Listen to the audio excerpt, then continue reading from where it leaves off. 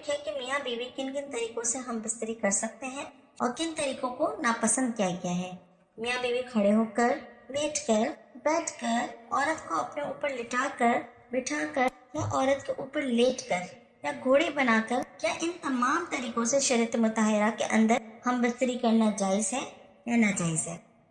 अल्लाह रब्बुल इज़्ज़त ने मर्द और औरत को मुकम्मल तौर पर इख्तियार दिया है कि वो दोनों एक दूसरे के जिस्म से मुकम्मल तौर पर फ़ायदा हासिल कर सकते हैं। जो गलत तरीका है यानी दुबर में नहीं कर सकते, यानी पीछे के मुकाम में नहीं कर सकते, क्योंकि इसकी मुमानियत आई है।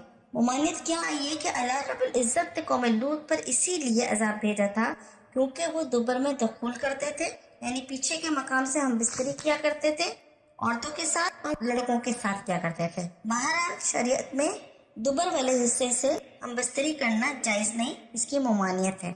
अगर मर्द अपनी बीवी को यानी घोड़ी बना लेता है जैसा कि होता है और वो इस तरीके से पीछे से आगे की तरफ करता है तो जायज़ है। यानी कि आप आसान से अल्फाज में ये बात समझ लीजिए कि महल अगला हिस्सा है, दरवाजा अगला है, रास्ता कोई भी हो, महल आपका वही है, यानी अगली पेशाब वाली जगह जहाँ से बच्चा पैदा होता है, महल वही है। अब आप चाहे उसको लिटा लिटा कर करें या सीधा लिटा कर करें, इसमें कोई कबाहत नहीं, यानी आपको मकाम अपना नहीं तब्दील करना।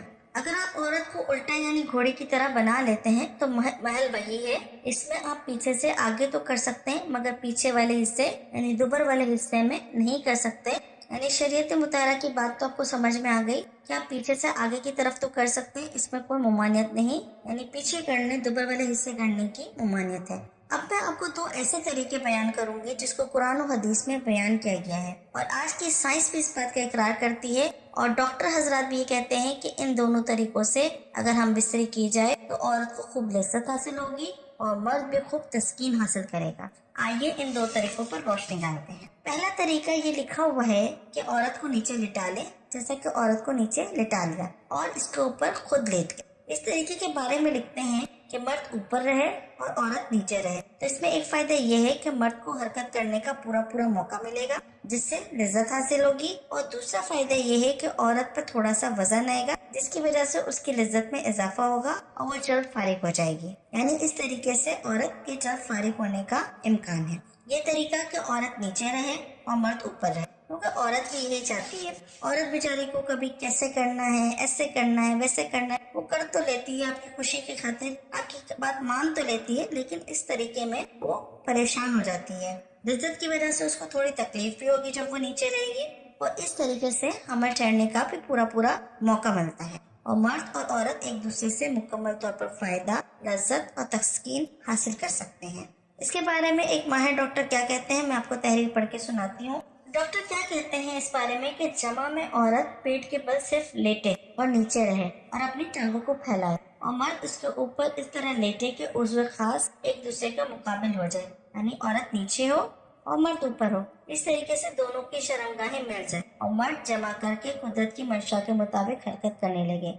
यानी जैसे कि मर्द हरकत करते हैं, आपको पता है नॉर्मली जमा के दौरान जो मर्द हरकत करते हैं, इसके जरिए से क्या होगा कि मनी सीधी बच्चादानी के अंदर औरत की बच्चादानी में दाखिल होगी तो हमल ठहरने का जो इम्कान है वो ज्यादा से ज्यादा होगा। इसके अलावा इस तरीके से औरत भी जल्द फारिग हो जाएगी और इसके अंदर भी ढीलापन आ जाएगा और मर्द भी फारिग हो जाएगा और मर्द का जो ज़कर है यानी जो पेशाब वाली जगह है वो भी सुकड़ जाएगी। आपने कहा कुरान पाक का कोई रेफरेंस हो, तो कुरान पाक में अल्लाह रब्बुल इज़्ज़त फरमाते हैं यानी जब मर्द ने औरत को ढांप लिया तो इसमें बिल्कुल सा हमल रह गया।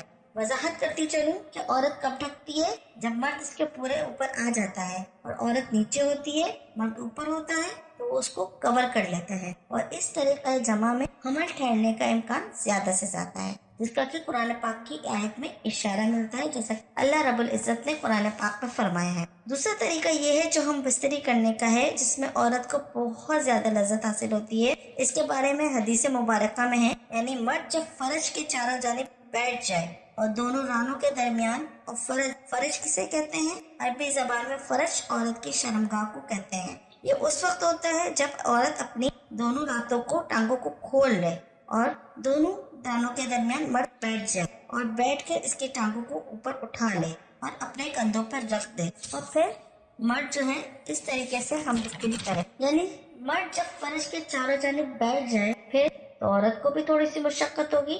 یہ حدیث کے الفاظ ہیں، تو اس طریقے سے آپ ہم بستری کر سکتے ہیں۔